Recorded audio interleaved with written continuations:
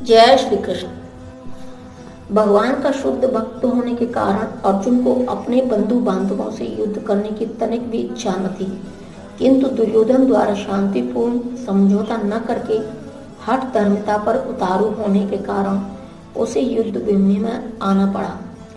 अतः वह यह जानने के लिए अत्यंत उत्सुक था कि युद्ध भूमि में कौन कौन से अग्रणी व्यक्ति उपस्थित हैं।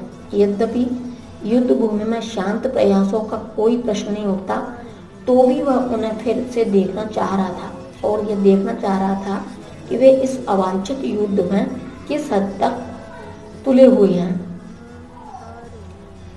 मुझे उन लोगों को देखने दीजिए जो यहाँ पर धृतराष्ट्र के दुर्बुद्धि पुत्र यानी कि दुर्योधन को प्रसन्न करने की इच्छा से लड़ने के लिए आए हुए हैं।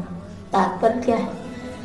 तात्पर्य यह सर्वविदित था कि दुर्योधन अपने पिता धृतराष्ट्र की साठ से पापपूर्ण योजनाएं बनाकर पांडवों के राज्य को हड़पना चाहता था।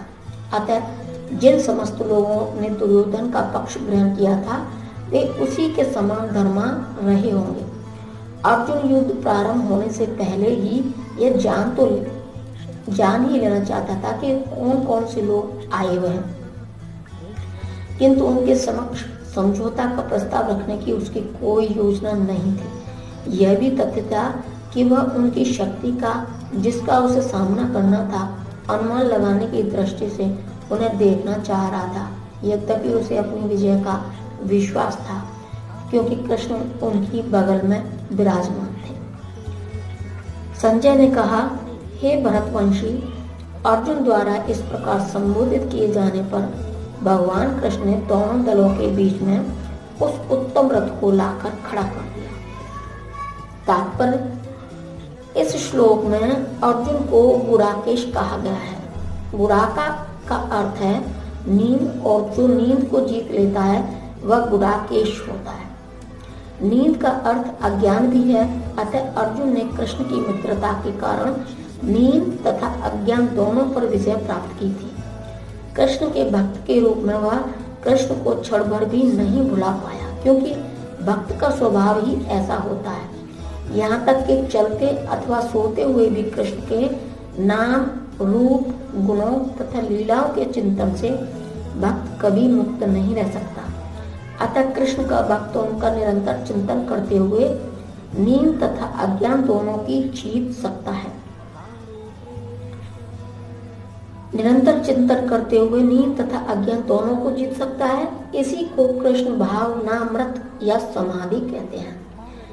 प्रत्येक जीव की इंद्रियों तथा मन के निर्देशक अर्थात ऋषिकेश के रूप में कृष्ण अर्जुन के मंतव्य को समझ गए कि वह क्यों सेनाओं के मध्य में रथ को खड़ा करवाना चाहते हैं। अतः उन्होंने वैसा ही किया और वैसे फिर वे इस प्रकार बोले।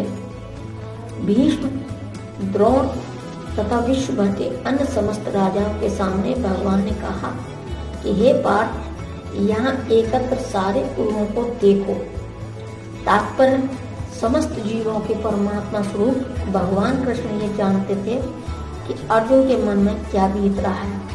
इस प्रसंग में ऋषिकेश शब्द का प्रयोग सूचित करता है कि वे सब कुछ जानते थे। इसी प्रकार पार्थ शब्द अर्थात प्रथा या कुंती पुत्र भी अर्जुन के लिए प्रयुक्त होने के कारण महत्वपूर्ण है। मित्र के रूप में वे अर्जुन को बता देना चाहते थे कि चूंकि अर्जुन उनके पिता वसुदेव की बहन प्रथा का पुत्र था, इसलिए उन्होंने अर्जुन का सारथी बनना स्वीकार किया था। किंतु जब उन्होंने अर्जुन से कुरुओं को देखो कहा तो इससे उनका क्या अभिप्राय था? क्या अर्जुन वहीं पर रुककर युद्ध करना नहीं चाहता था? कृष्ण को अपनी बुआ प्रथा के पुत्र से कभी भी ऐसी आशा नहीं थी। इस प्रकार से कृष्ण ने अपने मित्र की मन स्थिति की पूर्व सूचना परिहासवश दी है। अर्जुन ने वहां पर दोनों पक्षों की सेनाओं के मध्य में अपने चाचा, ताऊओं, पितामहों, गुरुओं, मामाओं, भाइयों, पुत्रों, पौत्रों, मित्रों, ससुरों और शुभ चिंतकों को भी देखा। तात्पर्य, अर्जुन युद्ध भूमि में अपने सभी संबंधियों को देख सका। वह अपने पिता के समकालीन भूरिश्रवा जैसे व्यक्तियों, भीष्म तथा सोमदत्त जैसे पितामहों, द्रोणाचार्य तथा कृपाचार्य जैसे गुरुओं, शल्य तथा शकुनी जैसे मामाओं, दुर्योधन जैसे भाइयों, लक्ष्मण जैसे पुत्रों, अश्वत्थामा जैसे मित्रों एवं कृतवर्मा जैसे शुभ चिंतकों को देख सका। वह उन सेनाओं को भी देख सका जिनमें उसके अनेक मित्र थे। जब कुंती पुत्र अर्जुन ने मित्रों तथा संबंधियों की इन विभिन्न श्रेणियों को देखा तो वह करुणा से अभिभूत हो गया और इस प्रकार बोला, जय श्री कृष्ण।